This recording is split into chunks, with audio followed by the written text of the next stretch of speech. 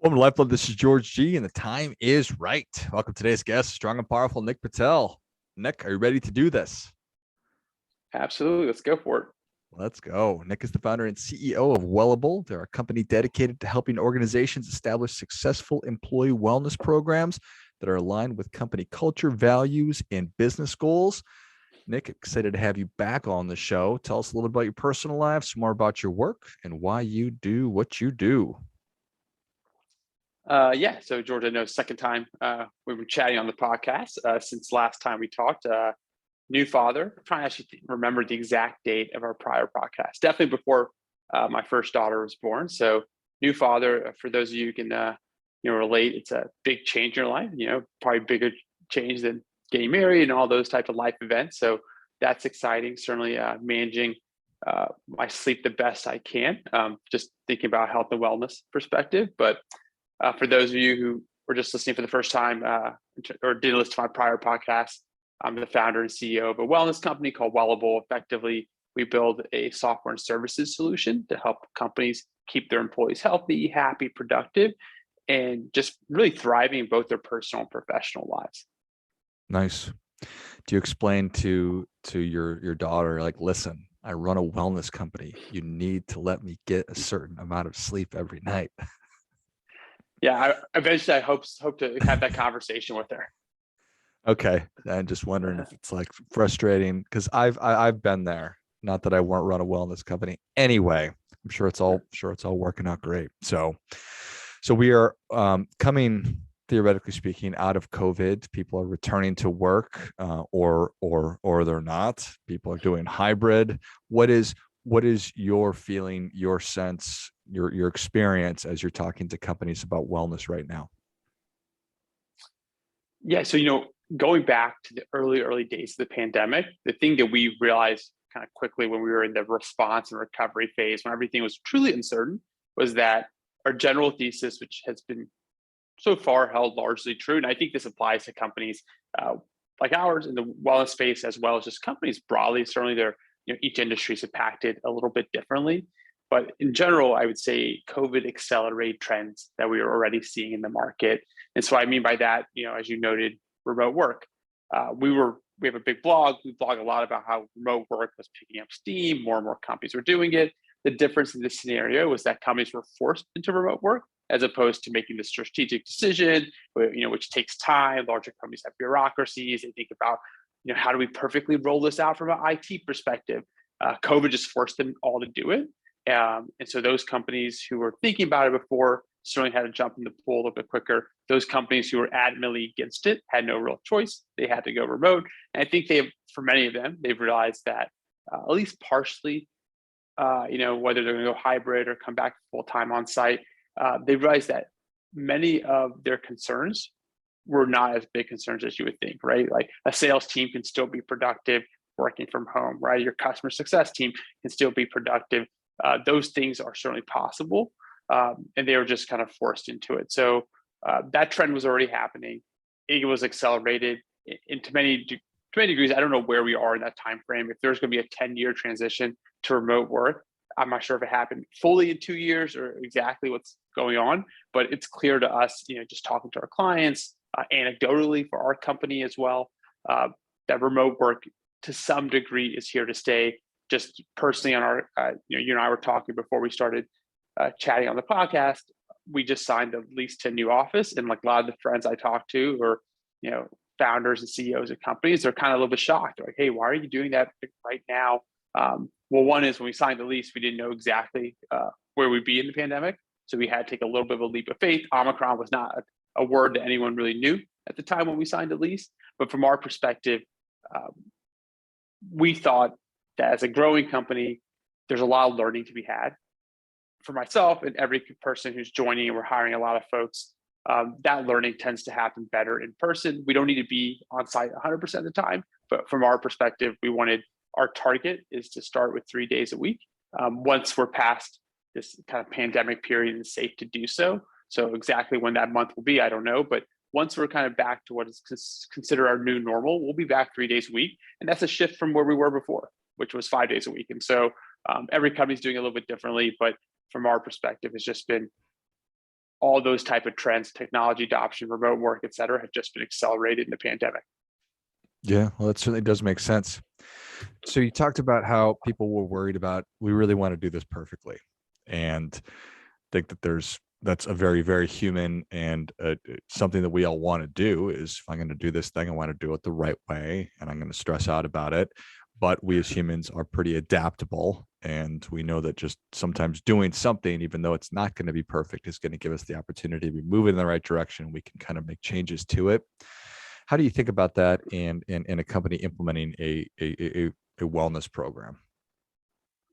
Yeah, I would say even going back towards general feedback, my life experience has taught me, especially as it relates to running Wellable, is that every time you think you have a hard transition, you do all this prep work, do all these things, and maybe rightfully so, you kind of stress and worry about it a little bit, but it's never as bad as you anticipated, right? And I'll give you an example for us, just from a product perspective. In December, we were going to roll out a way we calculate Wellable points, so not getting too much into the weeds. Effectively, every activity you do within Wellable, you earn Wellable points, and those transition or kind of transfer to rewards and incentives your employer can give you. When we first started, the way Wellable points were calculated as it relates to exercise minutes, so like non-step and non-distance activities, was one way. And at the time, I think, looking back, that was the right way to do it. Things evolve, new apps and devices are coming out all the time. So we had a different way to calculate it. So if we were going to start the company fresh, or that way we were doing the minutes calculation, we would do it differently. And we kept on delaying, saying, hey, this is a hard change.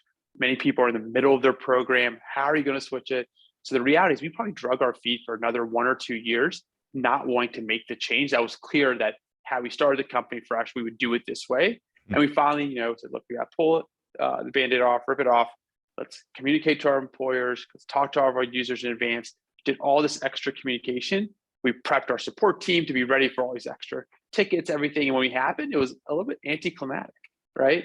And I think part of that's because of the prep work we did, but part of it's like when you're making a step in the right direction, it's easy to think that, hey, this is a big change. It's going to be really difficult to do, but it is clear to almost every stakeholder, especially when it's like the most obvious decision, that this is the right move to do, and they embrace it really quickly. So as it relates to employee wellness and the programs we're doing, groups have to clearly change the nature of the program, some more than others. But if you were running, hypothetically, a completely on-site program, so you pre-COVID, everyone's in the office, you're bringing speakers and seminars, you are having on-site fitness classes, you maybe have a nutritionist on site or something like that, you have a very comprehensive program, that completely goes away the minute you go remote, right? By choice or not by choice, right? It's just the nature of it. You have to go digital.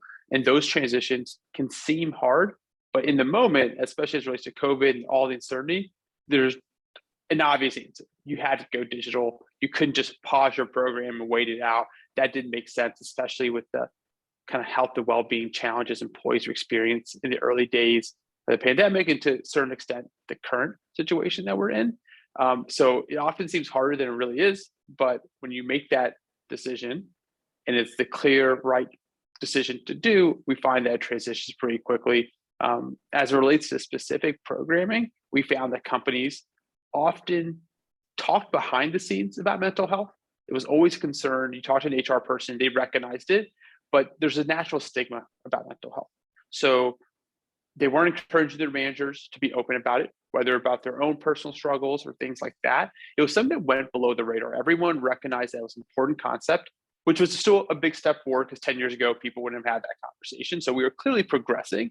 But what COVID did is accelerate everything, as I mentioned before, and accelerate the need to address something like mental health. And so these groups, being employers, found themselves in a situation where they knew they should be doing something. It was clearly the right move. They had to go digital, and they had to address different dimensions of health, for example, mental health.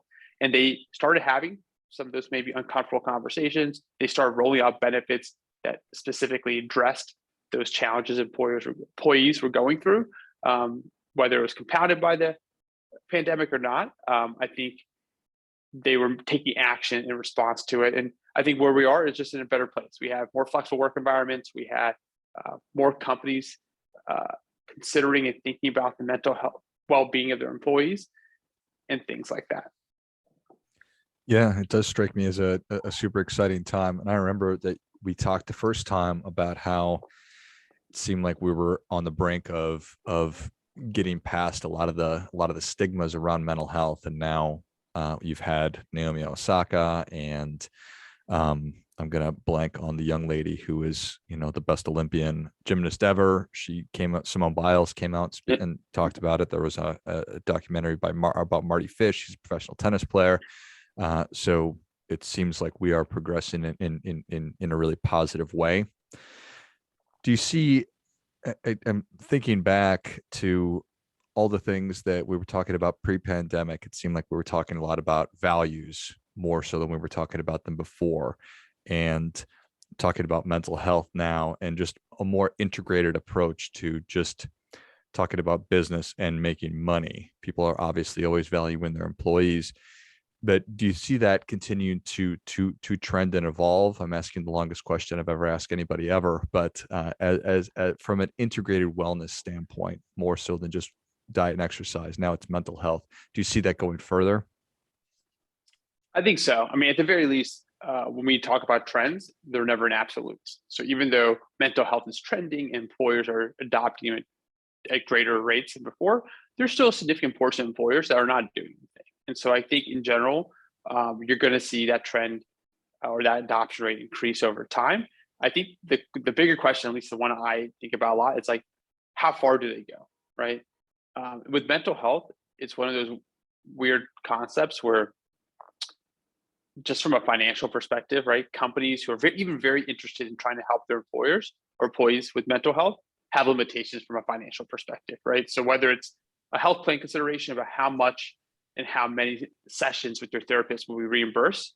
I know a lot of CEOs of companies who are, from a values perspective, want to fully cover it, right? They completely understand the value of it, but just the financial position of the company, they couldn't do that. So I think to see where companies are drawing the lines for what is a value-based decision, also what's a recruitment decision. We hear a lot about mental health now becoming something less of a stigma. People feel comfortable asking about those benefits in their recruitment process because they recognize those benefits are things that they want to have. Before, they're maybe a little bit shy about asking for those type of questions, like what are your mental health benefits and things like that, because they didn't want to raise any red flags, right? Since that stigma and that cloud has been removed to a certain degree, those individuals are asking those questions. And the reason they're asking is because it matters to them. And it matters to them in a way that should matter to the employer for no other reason than the recruitment and retention process of getting the right talent and the right people and things of that nature. I do think in general, though, companies are always heading in the right direction in the sense that it may always not be as fast as we want, but in general, they are moving to the right direction. So whether it's financial well-being and the things that you do with Money Lime Academy, whether it's mental health, whether it's things like ESG, right? So companies really thinking about, how can we be sustainable in our businesses? Even if we don't have a large carbon footprint, everyone can do a little bit more and do a little bit better. We see this with diversity, equity, inclusion, right? We've always blogged and talked about that topic, but we're finding that our companies now are, when we would go through a sales process, even though we were trying to address that in our product, it wasn't a question we often received about DEI. And now we're beginning to get those type of questions, which is just a reflection that those companies are beginning to consider that factor as they think about even the little things like their wellness program. Yeah, nothing but a positive thing. I appreciate you sort of bringing that full circle and talking about ESG and DEI, and these are big things that maybe were sort of talked about in the past, but very much on the forefront. And I guess we can't expect companies to implement and change everything immediately, and there's financial considerations as well. So I appreciate that. In terms of actual physical fitness, with our phones, we can obviously access, classes and stuff like that. But do you see any trends coming up that you're excited about, or devices, whatever it might be? It's a good question. I feel like I spend most of my time thinking about the non-physical fitness portion of it. There's a lot of saturation is not the right word, but there are a lot of competitors out there that are trying to do unique and interesting things. I feel like most of it's around your heart rate and your workout time. And what does that mean? And kind of how are you managing and optimizing heart rate during those bouts or spurts of physical activity? The other thing as it relates, I think I put this under physical fitness, maybe it's under sleep or recovery, but there are a lot of groups out there who are tying the physical activity portion of their device or tracker around recovery, thinking that it's a two-sided coin. As much as you're thinking about how do you exhaust your energy to make yourself stronger, faster, better, how do you recover in a way that allows you to exceed your capacity previously? Because that's a big portion of that. And so those are often deeply tied together. I'm not sure if that's technically physical activity or not, but we're seeing that being coupled with physical activity tracking. I think the thing that I find most interesting, I'll give you one example of it, but there are a ton of groups out there, and I'm not advocating that this is the best one necessarily, but Microsoft has this new product or feature set called Viva. And so we're a Microsoft stack at our company. So we use Teams, we use Outlook, we use Office, things like that. And what Viva does effectively is takes a whole host of data points. Like, for example, they'll go, hey, Nick, you're on Teams kind of late last night. You're sending emails late, right? You spent a lot of time on this one specific Word document working, which it may be assigned that it's kind of exhausting task. There's a lot of effort that went into it. I don't know exactly what the algorithms and things are that go into the Viva kind of computation, but they want to start identifying stress scores, risk scores, all geared around mental health. They want to combine companies' wellness program data in terms of biometrics and things like that. I think they're very much in the early days of, based on Nick's profile, what does that mean? So for example, and what I mean by that is, for example, we have a very flexible work schedule at our company. So I could, in theory, be sending like late night emails, but that's just a reflection that I'm not very active in the middle of the day because maybe I have to take my daughter to school and pick her up and things like that. So I choose to take breaks throughout the day and make up for them later at night. So it's not always necessarily a bad thing to say globally, if someone sends an email out late night, that is something that you don't want. And that's not always the case because the company providing them with the flexibility to do what they want to do. And that may be not working in the middle of the day, but working a little bit at night. That could be an indication of health, not something negative necessarily. So they're just inputting all this data. For someone like me specifically, I'm on my computer all the time. So if you're collecting all the data points from my computer, which is a Microsoft laptop and all the Office suites and things that I'm using, you have so much access to information that I think they're going to eventually uncover something that's really meaningful from an insight perspective. And what the action item is still unclear, but it could be something really small. All that data could come out to a simple action item as, hey, Nick, we noticed that based on all these factors, you may be feeling a little bit overwhelmed right now. Why don't you just take 5 minutes and go for a quick walk, right? Or do a breathing exercise or something. And by the way, here's one you can use right now on your computer. Like it's already there. It's already right in front of you, front and center. And I think that's what's going to end up being is something that's deeply integrated to the technologies we use that provide really small steps and actions. And so that's just one example where I think I'm really excited about how that develops and transforms. And the good thing about Microsoft is the data. What's often difficult about some of these next generation technologies is that they require certain data points that are difficult to obtain. Microsoft, I don't know what their user base is, but it's like well into the hundreds of millions of people use Microsoft Office. So they can already deploy reasonably intelligent solutions to a huge portion of the population without them doing anything. That there's already built into the products that they use. And I think that's really meaningful and impactful. That's fascinating. Totally fascinating. And I think that makes a ton of sense. Pardon me. Yeah, no worries. Little frog in my throat here, Nick. Wow. So maybe your computer is just going to say, Nick, close the computer for a couple minutes, buddy. Take a step back. Yeah. I'm still waiting for them to say something where I'm like, oh, they're right. This is nice. And that makes all the sense in the world.